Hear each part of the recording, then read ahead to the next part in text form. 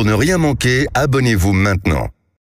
Excellence Végétale, association des signes interprofessionnels et officiels pour la filière de l'horticulture, de la fleuristerie et du paysage, présente Sud Radio, tous au jardin.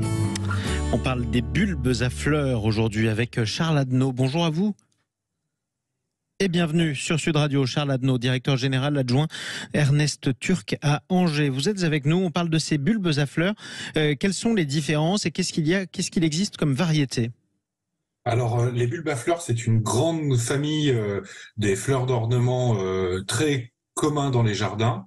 Nous, on aime bien différencier deux types de bulbes, ceux à floraison hivernale et printanière, et puis ceux à floraison plutôt estivale et début d'automne. D'accord. Dans les différentes variétés, on va retrouver bien évidemment sur les bulbes à floraison hivernale et printanière les tulipes, les crocus et les narcisses pour les plus connus. Et puis, pour les bulbes à floraison estivale, on va retrouver notamment les dahlias, les alstroémères, les agapanthes et puis les glaïeuls, par exemple. Par exemple, c'est toujours aussi beau d'ailleurs. C'est quoi le moment pour les planter ?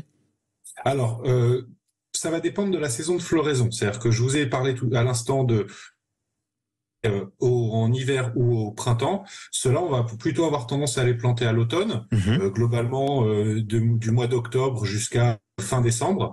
Et à l'inverse, les bulbes à floraison estivale, on va plutôt les planter au printemps. On a toujours une saison d'avance par rapport à la floraison. En d'autres termes, pour cela, c'est le moment.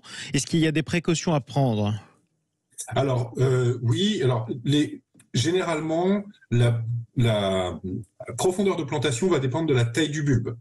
Plus le bulbe est plus petit, plus il va être planté en surface.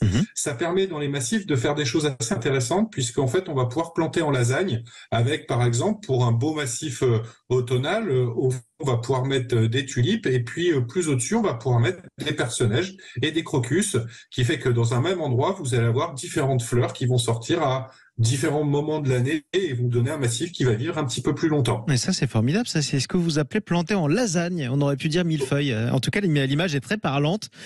Quoi qu'il en soit, est-ce qu'il faut bien choisir les parterres sur lesquels on les plante ou pas ? Est-ce que c'est important que ce soit plutôt au soleil ou pas ? Est-ce qu'il faut que ce soit une certaine terre ? Alors, ça dépend effectivement des bulbes. De manière générale, les bulbes n'aiment pas trop une terre et n'aiment pas avoir trop d'eau en bas, puisque ça peut créer des pourritures, des moisissures. Donc plutôt un sol bien drainant. L'autre avantage des bulbes, c'est que c'est des produits qui demandent finalement très très peu d'entretien, puisque le principe du bulbe, c'est qu'il a sa réserve au sein du bulbe. Donc ça veut dire que même des tulipes, si vous prenez une tulipe que vous la posez sur la table de la cuisine, sans même l'arroser, vous allez voir qu'elle va démarrer. Donc en fait, un bulbe, on va le mettre en terre, dans un sol plutôt bien drainé. On l'arrose au moment de la plantation, et puis après, on le réalimente un petit peu en eau, mais c'est pas très gourmand. Les dahlias, au moment de la floraison, eux, peuvent demander mais c'est pareil, ils ont leur réserve dans les tubercules. Alors, où est-ce qu'on peut les trouver, ces bulbes, avant de les planter ? Alors, directement sur les sites des producteurs, déjà, on aime bien les circuits courts, et puis après, dans tout ce qui est les enseignes de jardinerie, de magasins de bricolage, ou même parfois en grande surface alimentaire. Comment on fait pour s'y retrouver une fois qu'on les retrouve ? Justement, il y a différents labels, différentes certifications. Comment on fait pour s'y retrouver ? Tout à fait. Donc, nous, on aime bien un label qui s'appelle le label Fleurs de France. Pourquoi ? Parce qu'il garantit deux choses aux consommateurs. La première, une origine. Le label porte bien son nom, Fleurs de France. L'avantage que ça a pour le consommateur, c'est que c'est un bulbe qui a été cultivé dans des sols français et donc qui est plus adapté au climat que des bulbes qui viendraient d'ailleurs.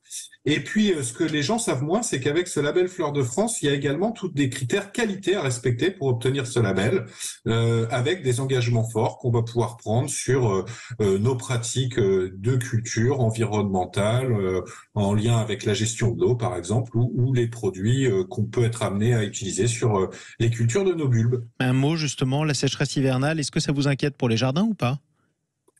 Forcément, on est tous inquiets de ces sécheresses hivernales, on surveille ça de près. Le fait d'avoir eu un peu plus de pluviométrie au mois de mars rattrape pas.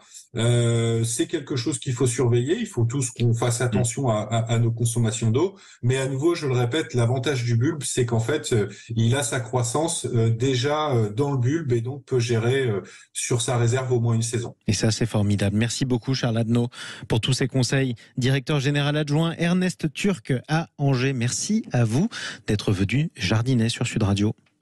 Sud Radio, tous au jardin. Avec Excellence Végétale, association des signes interprofessionnels et officiels pour la filière de l'horticulture, de la fleuristerie et du paysage.